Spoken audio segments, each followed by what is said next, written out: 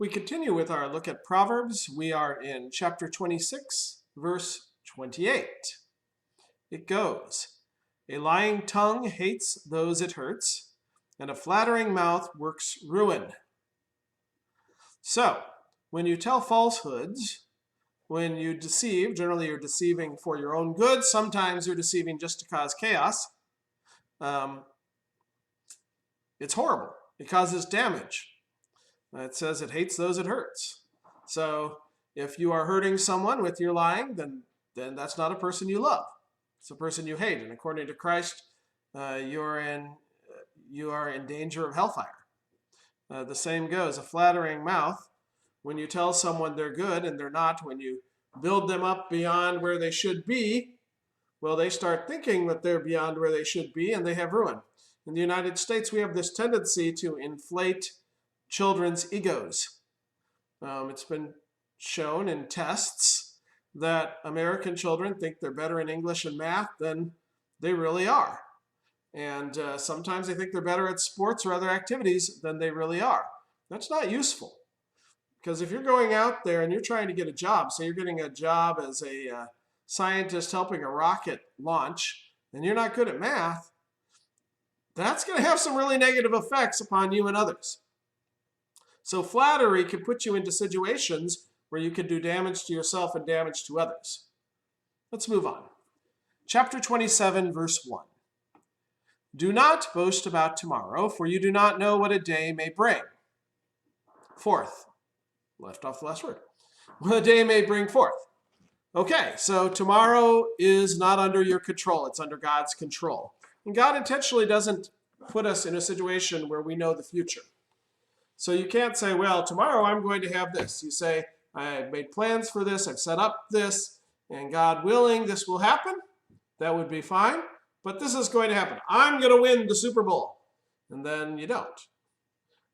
Or you can lay down a bet. So this will be the event. This person will become president. And then they don't become president. You don't know what tomorrow brings. So we shouldn't be boasting about anything except Christ, really. But certainly don't give prideful expectations that I will achieve this success in the future.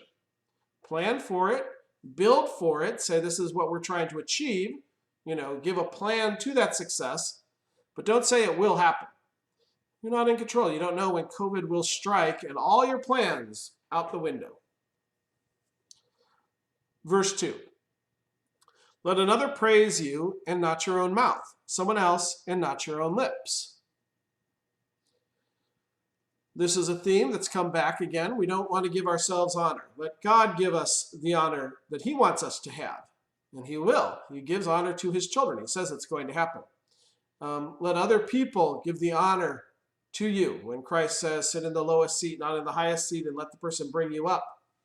When you give yourself honor, there's really no honor to it. And it inflates your ego, it changes your behavior so that you look down upon others and look upon yourself first. Instead, when you look externally and let others handle questions of honor, then you look for other interests first and other people first, and you seek to have them have honor and glory. It's one of the beautiful things in marriage. A husband is to give honor to his wife, to cherish her and to display to the world that this wife is beautiful and honorable. And when you do that, your marriage tends to go really well. Let's go on to verse 3. "Stone is heavy and sand a burden, but provocation by a fool is heavier than both." So yes, the things of the world wear us down. They're problems, but we can handle those. And they're problems that we kind of know how to manage them. Well, that stone's heavy. I'll get something. I'll help it out. We'll work hard. We'll do this.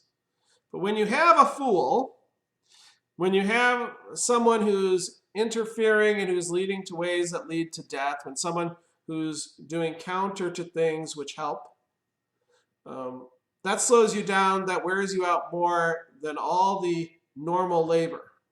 I would much rather be cutting the grass and know I'm done. Okay, I did several hours of work. I've accomplished that. It was hard, but good. Then be sitting in a room trying to teach someone who was just, not accepting God's commands and God's ideas. That's what will wear a teacher out.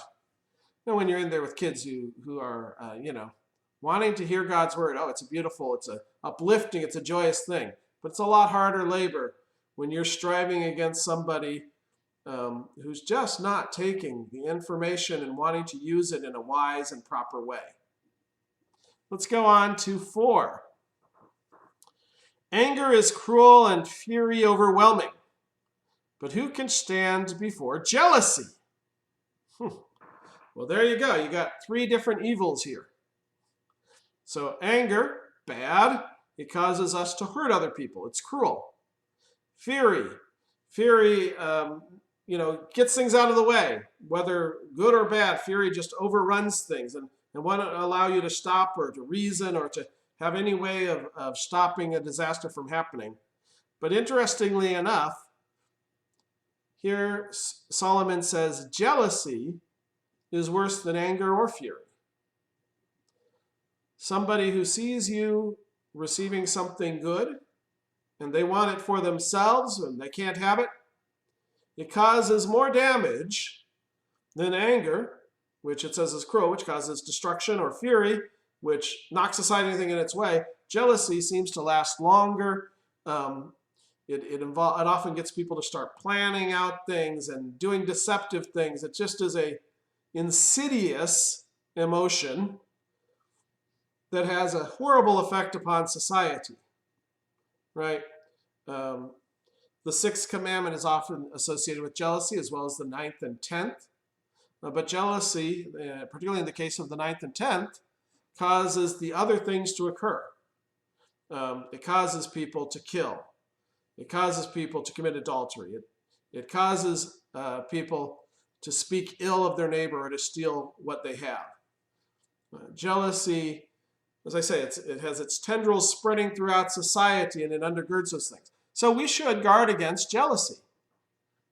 The grass is not greener on the other side of the hill. Be satisfied in the gifts God has given you here and in this place at this time. 5. Better is open rebuke than hidden love. That seems to go against our normal thoughts, right? Hidden love, love which doesn't express itself in action, is still love, and you would think that would be better than someone telling you, nope, you did it wrong. But when the person who loves you hides their love by not showing the action, they don't stop you from doing wrong. Now, this is where, for a while, I think it was the 80s or the 90s, they talked about hard love, right? You don't let your kid continue on crack. You stop them. An open rebuke, stopping actions of sin, is more loving than I really want what's best for you, but I'm not going to take any action, than hidden love. We're going to stop there for now. We'll continue with our next video.